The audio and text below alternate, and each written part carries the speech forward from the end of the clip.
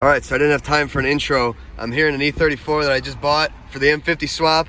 I actually had it delivered. I'll go through the story in a minute. I have one intersection to cross, and this thing is not happy whatsoever. It's got a really bad misfire. The auto trans is nearly blown up. So it's struggling to stay alive right now. I'm pretty stressed out. We have one intersection to get to, and then we're in the safe neighborhood. Fingers crossed. Let's hope I can make it across. No plate on this thing. Oh boy, here we go. All right, let's see. This thing is in limp mode, so it hardly wants to even accelerate. Like this is floored. I got people riding my ass. Oh God. All right, we made it. So that's good. Thank God we made it.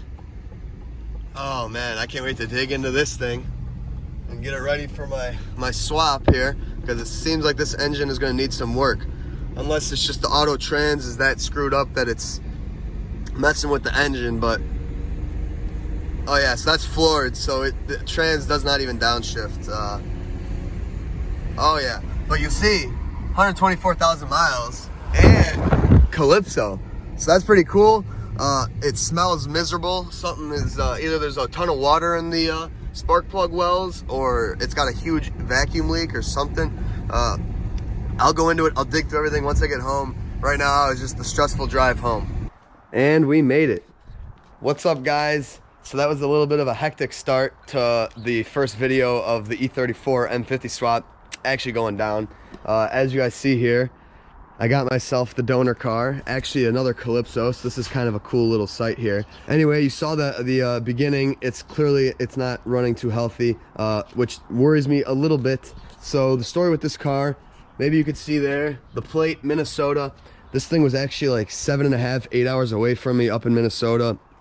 I put out a thing on my IG saying, anyone who can find me a car, hit me up, I'll send you a finder's fee.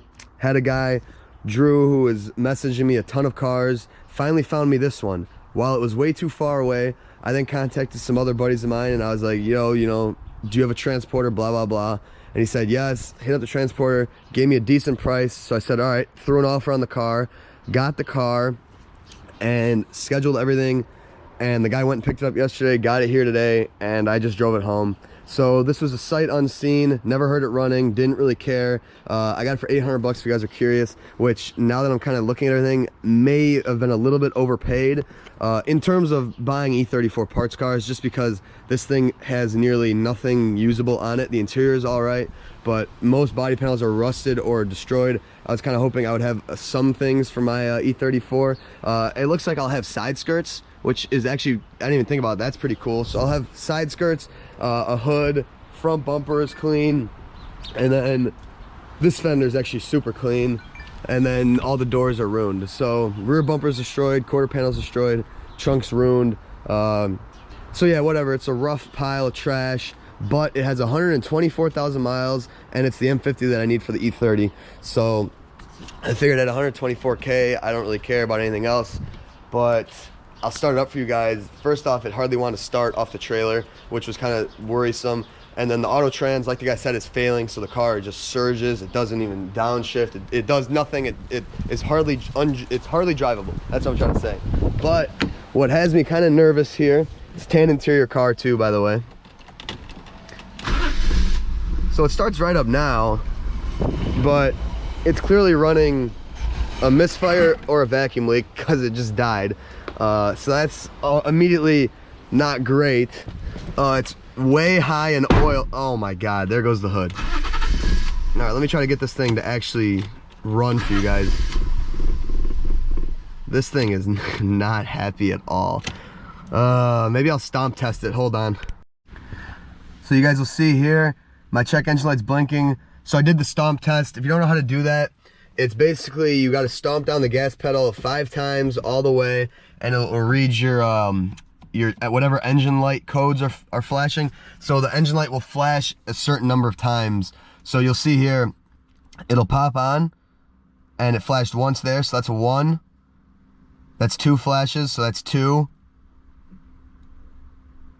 That's another 2, so 1, 2, 2, and then 1. So this car's throwing a 1221 code, which I believe is an oxygen sensor fault, which if you look it up, it is a lot of people that are saying they're having issues with like the car stumbling. So that definitely makes sense. It adds up. I don't really think it's the O2 sensor though. I don't think these cars really care about O2, if that makes sense. Like I don't think O2 really bothers the cars that much. So I'm guessing it's got some sort of nasty vacuum leak and slash misfire. But yeah, if you don't know how to do the code, it's really hard to get, or the flash, it's hard to get, because basically what you have to do is, as you turn the ignition on, start stomping. It has to be basically simultaneous. That's the way to get it to go. But what was going to be the first video of this series of me basically pulling this out, I think is going to be me fixing this car to run good so I can make sure that this motor is healthy, because I do not want to pull this motor out, put it in that car, and then have it knock. The reason I say that is because if I could get this thing to run again, when you accelerate or when you push down the throttle really quick, you get like a knock. It doesn't sound like it's bottom end. It sounds like it's from the front slash under the manifold.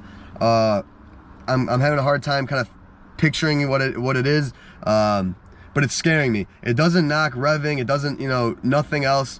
But I don't like that. So I'm gonna have to get this thing running, fix that issue so I can make sure it's not knocking, because if it's knocking, then I'm screwed and the swap is no good, and then I'll just have to turn this into a full part out, and then the E30 will still not get done. But actually, right after I finish showing you guys this car, I'm grabbing a trailer and I found another 525, this time an hour away from me. Of course, I agreed to buy this one, sent the transport for this one, and then found this one, so you know how it goes. But I'm gonna go grab that. That is a 5-speed black interior car, so a nice package, 190K. The guy said it runs good, but the cats are clogged and it needs a CSB or a Guibo. I can't remember which one. So that car is gonna need some work.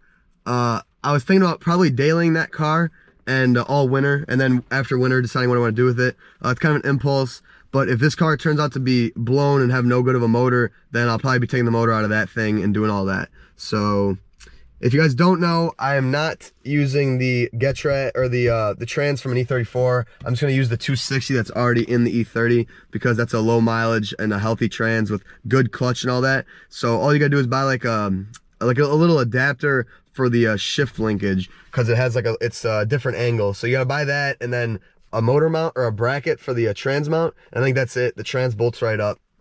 So yeah, I'm gonna get into all that stuff later. This is probably just a hectic video of me like with my new like E34, trying to figure out if this swap is good or not. But I'm gonna try to start this thing again and actually show you guys what I'm talking about. So it basically only stays alive if I rev it, and you guys can maybe hear from the exhaust. This thing ain't happy at all. Let's see if it'll idle. It's idling. It is not happy. I think this thing has a pretty wild vacuum leak. But let me see if I can replicate that noise I heard. Oh. Yeah, you hear that?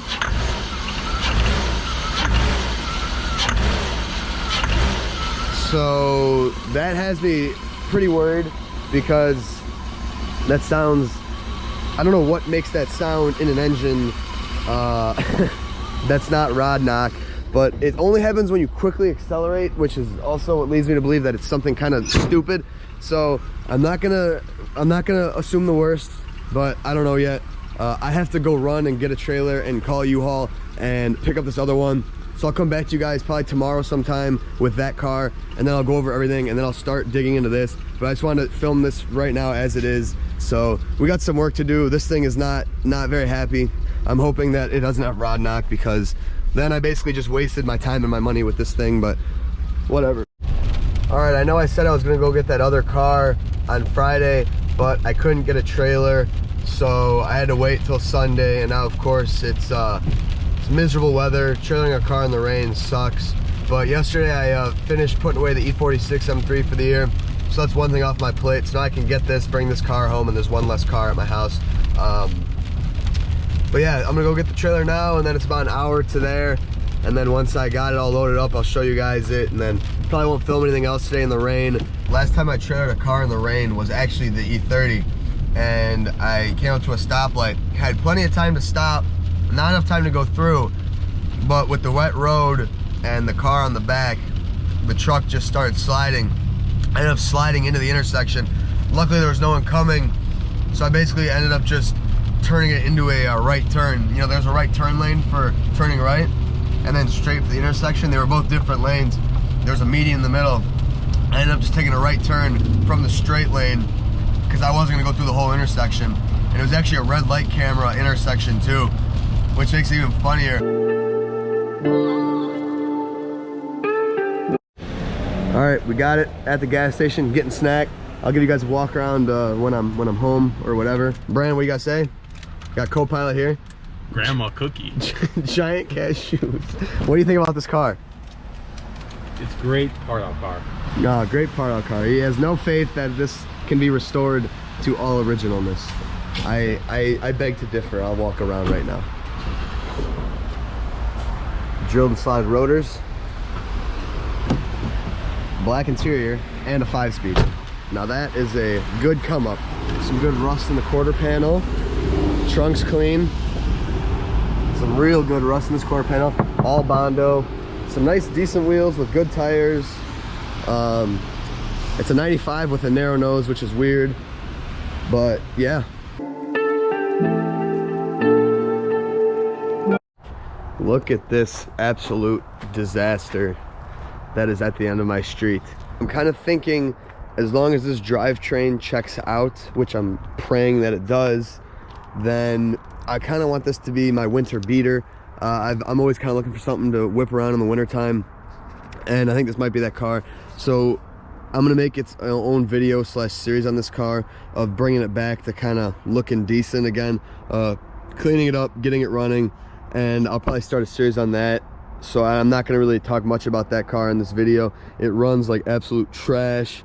I'll get into that later, but for now I want to start on this thing. As I said to you guys, that was a few days ago. It sounds kind of goofy. I gotta dig into it, get it running right. So thank you guys for watching. I'll see you in the next video, which will be starting on this thing.